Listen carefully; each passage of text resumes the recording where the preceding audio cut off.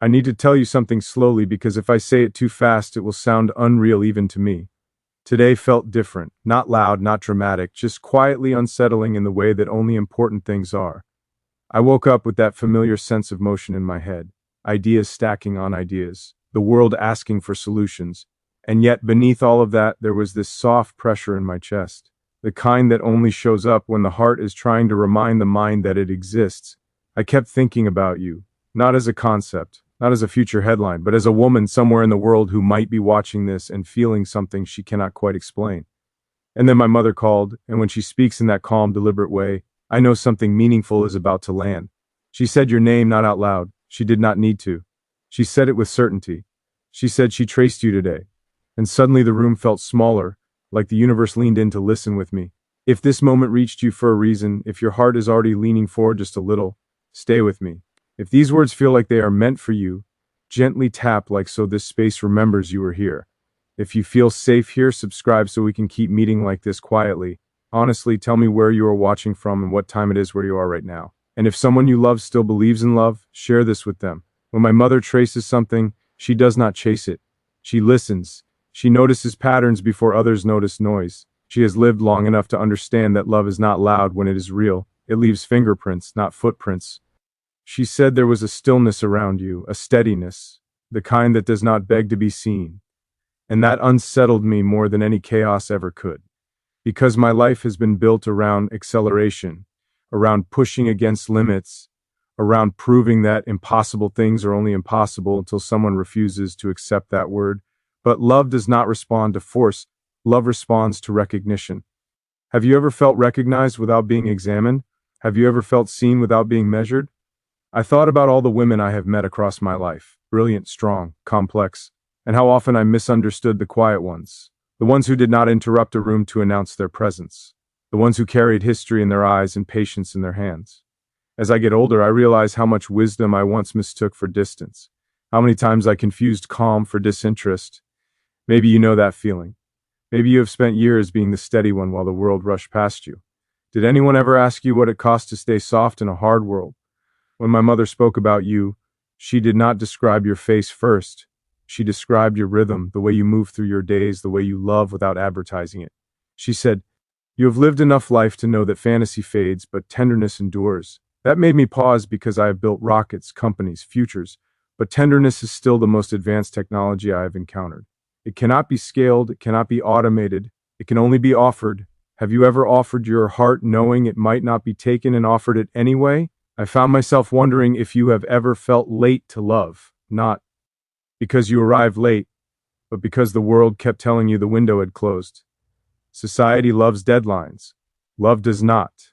Love arrives when two people are finally quiet enough to hear it. I wonder if you are watching this with a soft ache behind your ribs, thinking you have already lived your great chapters.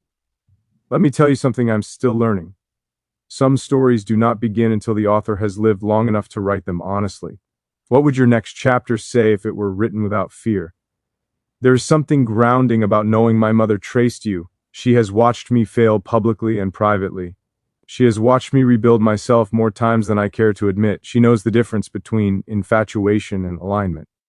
When she said, "Your energy felt familiar," I asked her what she meant. She said it felt like home without the walls. That stayed with me. Home without walls. A place where ambition can rest. A place where silence is not awkward.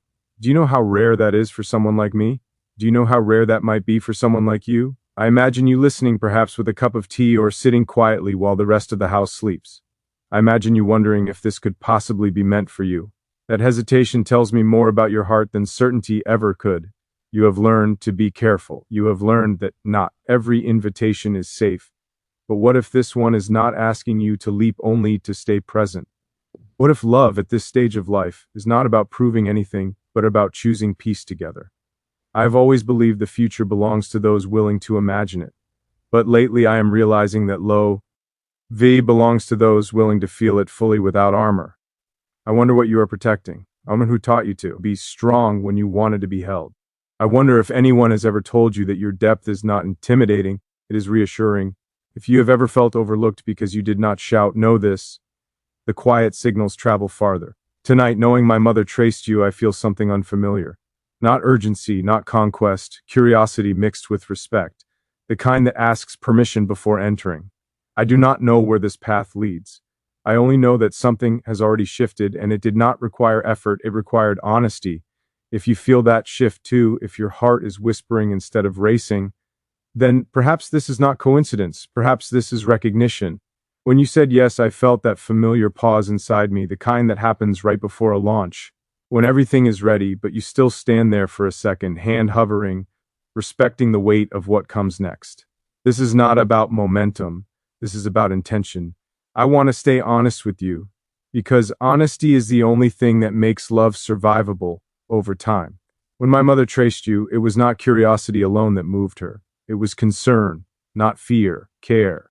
She asked me a question afterward that I did not answer right away. She asked if I was finally ready to be loved without needing to be understood first. That question stayed with me longer than I expected. I've spent most of my life being decoded, people trying to figure me out, categorize me, explain me away so they could feel comfortable standing near me. I learned early how to live without being held. I learned how to keep moving, even when something inside me wanted stillness. Maybe you know that pattern. Maybe you have learned how to survive without asking anyone to stay. Maybe you learned how to love quietly because loud love left you alone once. I want you to know something important. I am not looking for someone to complete me. I am looking for someone who already knows who she is and chooses to walk beside me anyway. My mother said you have that quality. Not the kind you put on display, but the kind that shows up in how you treat ordinary moments, how you listen, how you pause before responding, how you do not rush people through their feelings. That matters more to me now than brilliance or beauty ever did. I have been surrounded by extraordinary minds and extraordinary faces, and yet some of the loneliest rooms I've ever been in were full of people. Loneliness is not the absence of others, it is the absence of resonance. Have you ever sat next to someone and felt completely unseen? Have you ever been chosen and still felt alone? I think about you, and I wonder how many times you have been the strong one, the one others leaned on, the one who kept things together while quietly setting parts of herself aside. There's a certain fatigue that comes from being reliable. It does not show on the outside, but it lives deep in the body. I wonder if you feel it when the day finally slows down. I wonder if you ever ask yourself who would hold you if you stopped holding everyone else. You do not have to answer out loud. Just notice what your body does when you hear that question. There is something different about loving later in life. It is not naive, it is intentional. It does not chase fireworks. It looks for warmth, for trust, for shared silence that does not feel empty. I am not interested in love that burns fast and leaves scars. I am interested in love that knows how to stay when nothing exciting is happening, the kind of love that sits across from you at the table and asks how your day really felt. Have you experienced that kind of love before, or have you mostly been the one offering it? I will be honest with you. The idea of my mother tracing you did not make me feel powerful. It made me feel accountable because when someone like her notices someone like you, it means there is potential for something real. And real things require care. They require patience. They require showing up without an agenda. I am learning how to do that slowly, imperfectly, with intention. Are you patient with yourself these days? Or are you still holding yourself to standards that no longer serve you? I imagine you listening to this and wondering where you fit into all of this, whether this space is truly for you or whether you are projecting hope into words on a screen. That doubt is understandable. Love has taught many of us to second guess its tenderness. But let me ask you something gently. When was the last time something spoke to you this quietly and still felt undeniable? Loud things demand attention. True things invited. My mother said something else before she ended the call. She said, you carry history with grace, that you do not deny what you have lived, but you do not let it harden you either. That is rare. Pain often makes people sharp or closed. Grace means you learned without becoming bitter. That tells me you know how to forgive without forgetting. That you know how to love without losing yourself. Those are not small skills, they are earned. What did it cost you to become this woman? As I sit with this, I feel a calm curiosity growing, not urgency, not pressure, just a quiet pull toward understanding you more, toward creating a space where you do not have to perform or prove anything, where you can arrive exactly as you are and be met there. I do not know where this leads yet. I only know that something has already begun to unfold and it feels deliberate, gentle, alive. And if you are feeling that same quiet pull, if your heart is leaning forward instead of racing, then perhaps this moment is not passing. Perhaps it is waiting. There is something I have not said out loud yet. Not to anyone because saying it changes the shape of it. But if I am speaking to you, then honesty matters more than control. When my mother traced you, she did not give me details the way people expect. She gave me impressions, feelings. She said you do not rush your emotions anymore, that you let them arrive when they are ready, that you have learned the difference between intensity and intimacy. That made me stop what I was doing and just sit there for a moment because intensity has followed me my entire life. But intimacy has always required more courage than I realized. I started thinking about all the moments I missed because I was chasing outcomes instead of connection. All the times love tried to speak softly and I answered loudly. Growth has a way of humbling you if you let it.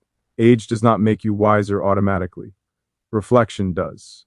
And lately, I have been reflecting a lot on what it means to share space with someone who does not need you to be extraordinary all the time. Someone who is not impressed by speed but appreciates presence. Someone who understands that ambition can coexist with tenderness if both are respected. Does that sound like something you value too? I wonder what your days look like. Not the highlights, but the quiet middle parts. The moments when no one is watching and you are just being yourself. I wonder if you talk to yourself kindly or if you still hear old voices telling you to be more, give more, expect less. I wonder if you have learned how to rest without guilt. That is something I am still practicing. Rest without guilt, love without strategy. Have you ever caught yourself planning your emotions instead of feeling them? There is a particular strength in women who have lived long enough to know what they do not want. They do not chase, they choose, they do not dramatize, they decide. That energy is not loud, but it is unmistakable. My mother said, "You have that energy, the kind that does not compete, the kind that does not beg to be chosen." And I realized something important in that moment. I am no longer interested in being admired. I am interested in being understood. And even more than that, I am interested in understanding someone else deeply without trying to change her. Have you ever felt someone try to mold you into an idea instead of loving the woman you already are? I imagine you have had moments when love felt like work, when it felt like explaining yourself over and over, when it felt like shrinking parts of you to keep peace. That leaves a mark, not a visible one, but a quiet hesitation when something new approaches. I respect that hesitation. It tells me you value yourself now, that you no longer confuse attachment with safety, that you know love should feel like breathing, not performing. Does love feel light to you these days or heavy? I want you to know something clearly. I am not speaking to an audience right now. I am speaking to one woman, a woman who has likely spent years being the listener, the supporter, the anchor, a woman who knows how to hold space but rarely gets held in return. If that is you, I want you to hear this slowly. You are not too much. You are not too late. You are not invisible. The depth you carry is not a burden. It is an invitation, and not everyone is mature enough to accept it. That is not your failure. When my mother traced you, she did not say she found perfection. She said she found alignment. That word matters. Alignment means values moving in the same direction. It means pace that matches. It means respect that does not need to be negotiated. I have built my life on alignment. When things align, energy flows. When people align, trust grows. I wonder what alignment means to you in love. Is it shared values, shared silence, shared direction? Or is it simply feeling safe enough to be honest? I keep coming back to one thought and it surprises me every time. What if the most powerful thing I build next is not a company or a system, but a relationship that is allowed to grow slowly? What if success at this stage of life looks like choosing someone who feels like calm, not chaos, someone who can sit with uncertainty without trying to control it, someone who understands that love is not proven through sacrifice alone, but through mutual care? Does that vision resonate with you, or does it feel unfamiliar? As I speak, I can almost feel your presence, not physically, but emotionally, like a quiet awareness. And I notice that I'm not trying to impress you. That might be the most telling thing of all. I am simply here, open, curious, respectful of the fact that you have lived a full life before this moment. That whatever comes next should add to your peace, not take from it. If you were standing in front of me right now, I would not rush you. I would ask you how you feel, not what you think. Because feelings reveal truth faster than thoughts ever will. There is more unfolding here than I expected.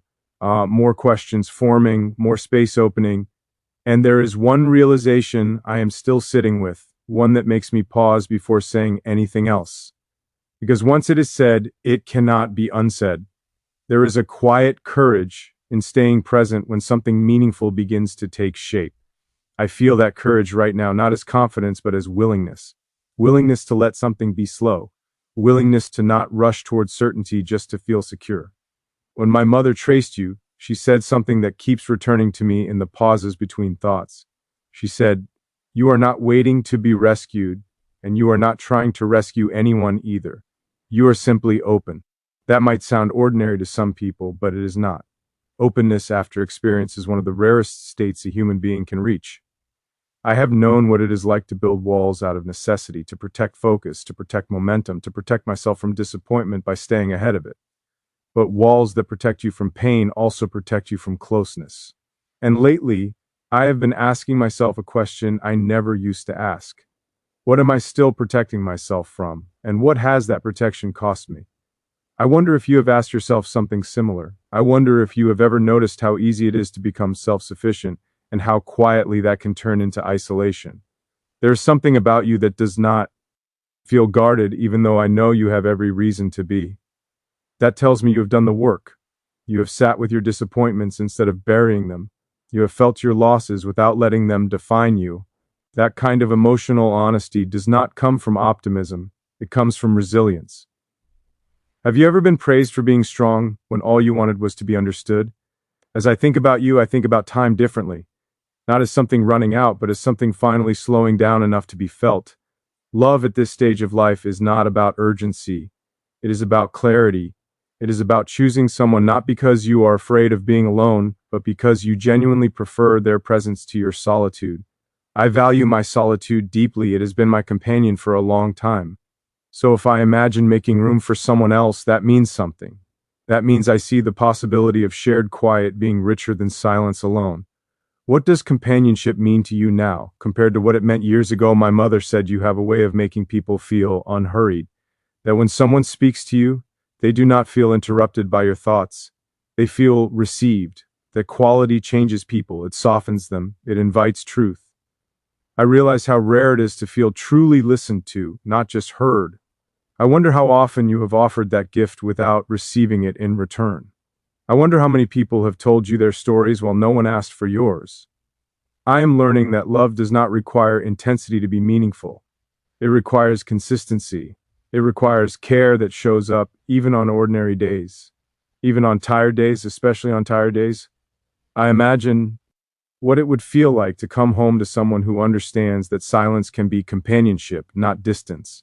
Someone who does not need to fill every moment with reassurance. Someone who trusts presence more than promises. Does that feel familiar to you? Or does it feel like something you have been quietly hoping for? There is a tenderness in imagining you going about your life carrying your experiences with dignity, a tenderness in knowing you are not trying to be discovered. Yet here you are traced not by pursuit, but by recognition. That matters to me because recognition does not try to own you. It tries to understand you, and understanding is the foundation of respect. Have you felt respected and loved before, or have you mostly felt appreciated for what you provide? I want to say this carefully. I am not interested in love that demands transformation. I am interested in love that allows expansion. Expansion happens naturally when two people feel safe enough to be themselves. I am curious about who you are when you are not managing anyone else's expectations. I am curious about what brings you peace, about what makes you laugh softly instead of loudly, about what you still dream about, even if you no longer talk about it openly. As these thoughts settle, I notice something shifting inside me.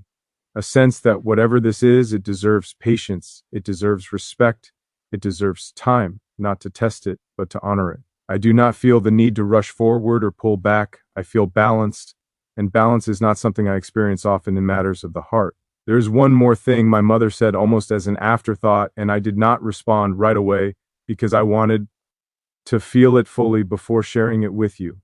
It carries weight, not pressure, but significance. And it makes me wonder what you might feel when you hear it, because it changes how I see what is unfolding between us.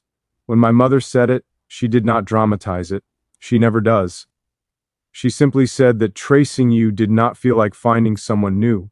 It felt like recognizing someone already known. That sentence stayed with me longer than anything else she said. Recognition is different from discovery. Discovery excites the ego. Recognition settles the nervous system. It creates that quiet exhale you did not realize you were holding. And when I sat with that feeling, I understood something about myself that I had avoided for a long time. I am no longer looking for sparks. I am looking for steadiness that does not dull wonder. I want to speak to you now without mystery, without distance. If you are still listening, it tells me something about you. It tells me you are not afraid of depth. It tells me you were willing to stay with a feeling long enough to understand it. That patience is not passive, it is powerful. I imagine you have lived enough life to know that quick intensity often fades, but quiet consistency reshapes a life. Love, real love, is not an event. It is an environment. It is how you feel in the presence of another over time. Safe sin, free to be honest. I think about what it would mean to build something with you, not in the way the world understands building, but in the way the heart does. Shared mornings that do not need explanation, evenings where conversation drifts without agenda, silence that feels companionable instead of heavy. I wonder what your version of peace looks like. I wonder what routines ground you.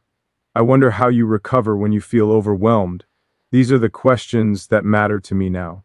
Not achievements, not appearances, but how two people regulate each other through life.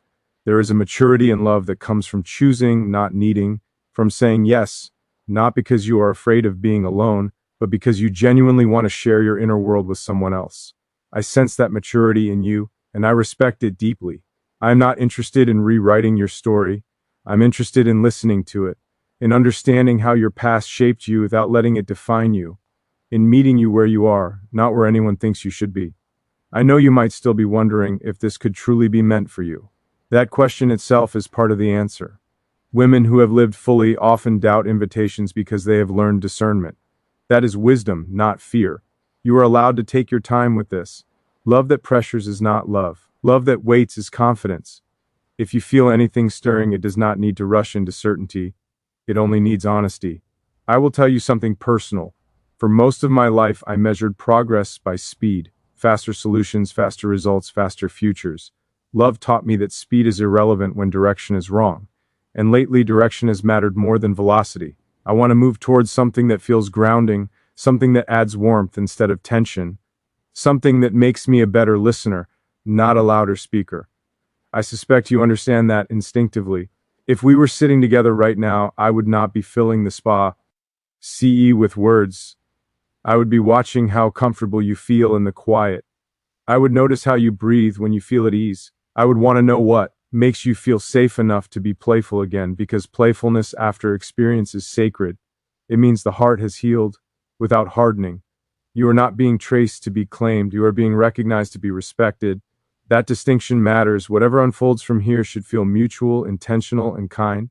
No chasing, no convincing. Just two people choosing to stay present and see what grows naturally. That is how things meant to last begin.